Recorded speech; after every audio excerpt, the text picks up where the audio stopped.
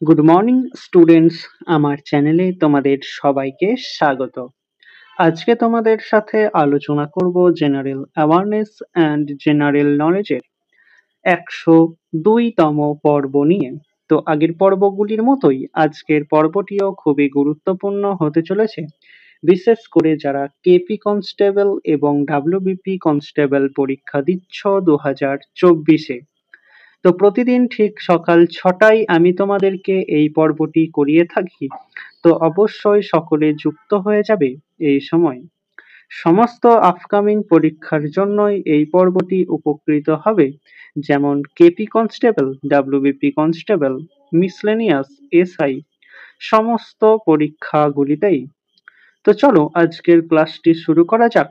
তোমাদের প্রথম প্রশ্ন হলো, শীতলতম গ্রহ হিসাবে পরিচিত কোন গ্রহ? খুবই ইম্পর্টেন্ট কোশ্চেন। কেপি কনস্টেবল এবং ডাব্লিউবিপি কনস্টেবল দুটি পরীক্ষাতেই এই কোশ্চেনটি বারবার দেখা যায়। শীতলতম গ্রহ হিসাবে পরিচিত কোন গ্রহ? সঠিক উত্তর অপশন এ, নেপচুন।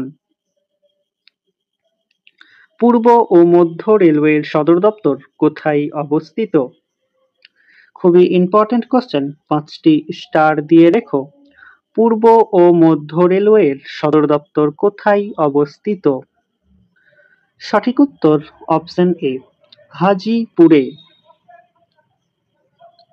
স্বাধীনতা সংগ্রামের ইতিহাসের সবচেয়ে বেশি দিন অনশন করেছেন কে? ডাব্লিউবিসিএস এ এই কোশ্চেনটি আসে। স্বাধীনতা সংগ্রামের ইতিহাসের সবচেয়ে বেশি দিন অনশন করেছেন কে? সঠিক উত্তর অপশন এ, যতীন দাস। কোষঝিল্লির ভাঁজকে কি বলা হয়? কোষঝিল্লির ভাঁজকে কি বলে? খুবই ইম্পর্ট্যান্ট কোশ্চেন। সঠিক উত্তর অপশন বি, মাইক্রোভিলাই। পঞ্চতন্ত্রের গল্প আসলে কি? খুবই ইম্পর্টেন্ট কোশ্চেন। মিসলেনিয়াস 2009-এ এই কোশ্চেনটি এসেছিল, পঞ্চতন্ত্রের গল্প আসলে কি? সঠিক উত্তর অপশন ডি, বিভিন্ন প্রাণীদের নিয়ে লেখা কিছু গল্প যা আমাদের নীতি শিক্ষা দেয়। মানবদেহে করোটি স্নায়ুর সংখ্যা কয়টি? খুবই ইম্পর্টেন্ট কোশ্চেন। মানবদেহে করোটি স্নায়ুর সংখ্যা কয়টি? কেপি কনস্টেবল এবং ডাব্লিউবিপি কনস্টেবল দুটি পরীক্ষার জন্যই খুবই গুরুত্বপূর্ণ। সঠিক উত্তর অপশন বি, মোট 12 জোড়া। কোন হরমোনের অভাবে মূত্রে জলের পরিমাণ বৃদ্ধি পায়? 5টি স্টারের জায়গায় তোমরা 10টি স্টার দিয়ে রেখো। কোন হরমোনের অভাবে মূত্রে জলের পরিমাণ বৃদ্ধি পায়? সঠিক উত্তর অপশন সি, এডিএইচ। জীবদেহের গঠন ও কাজের একক কি নামে পরিচিত? জীবদেহের গঠন ও কাজের একক কি নামে পরিচিত? সঠিক উত্তর অপশন সি, কোষ। লোকহিতবাদী কাকে বলা হয়? এই কোশ্চেনটি আমি তোমাদেরকে আগেও করিয়েছি। তো সঠিক উত্তরটি তোমরা আমাকে কমেন্টের মাধ্যমে জানাও। দেখি তোমরা কতজন সঠিক উত্তরটি করতে পারছো। দ্য লিভিং মাউন্টেন শিরোনামে বই লিখলেন কে? 5টি স্টার দিয়ে রেখো। দ্য লিভিং মাউন্টেন শিরোনামে বই লিখলেন কে? সঠিক উত্তর অপশন সি, অমিতাভ ঘোষ। হাইড্রার গমন অঙ্গের নাম কি? খুবই ইম্পর্টেন্ট কোশ্চেন। 5টি স্টার দিয়ে রেখো। হাইড্রার গমন অঙ্গের নাম কি? সঠিক উত্তর অপশন সি, কক্সিকা। কে ভারতের ওয়াটারম্যান নামে পরিচিত? খুবই ইম্পর্টেন্ট কোশ্চেন। কেপি কনস্টেবল এবং ডাব্লিউবিপি কনস্টেবল দুটি পরীক্ষাতেই এই কোশ্চেনটি আসে। কে ভারতের ওয়াটারম্যান নামে পরিচিত? সঠিক উত্তর অপশন বি, রাজেন্দ্র সিং। ভারতে প্রথম বালিকা বিদ্যালয় স্থাপিত হয় কোথায়? খুবই ইম্পর্টেন্ট কোশ্চেন। ভারতে প্রথম বালিকা বিদ্যালয় স্থাপিত হয় কোথায়? সঠিক উত্তর অপশন ডি, পুনাতে।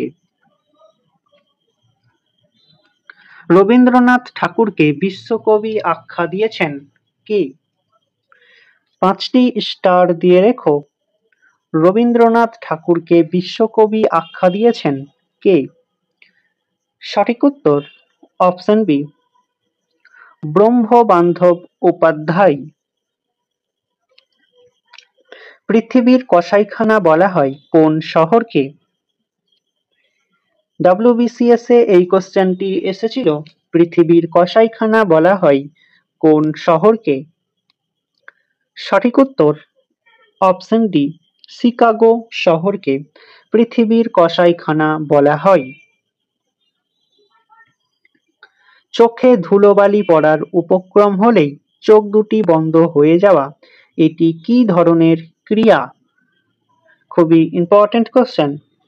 চোখে ধুলোবালি পড়ার উপক্রম হলেই চোখ দুটি বন্ধ যাওয়া, এটি কি ধরনের ক্রিয়া? সঠিক উত্তর অপশন এ, সহজাত প্রতিবর্ত ক্রিয়া। স্বরাজ্য দল কবে প্রতিষ্ঠিত হয়? খুবই ইম্পর্টেন্ট কোশ্চেন। স্বরাজ্য দল কবে প্রতিষ্ঠিত হয়? সঠিক উত্তর অপশন ডি, 1929 সালে। রবীন্দ্রনাথ ঠাকুর নাইট উপাধি ত্যাগ করেন কবে? খুবই ইম্পর্টেন্ট কোশ্চেন।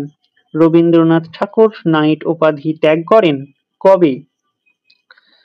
সঠিক উত্তর অপশন ডি, 1919 সালে। ল্যাক্টোজেনিক হরমোন ক্ষরিত হয় কোন গ্রন্থি থেকে? ল্যাক্টোজেনিক হরমোন ক্ষরিত হয় কোন গ্রন্থি থেকে?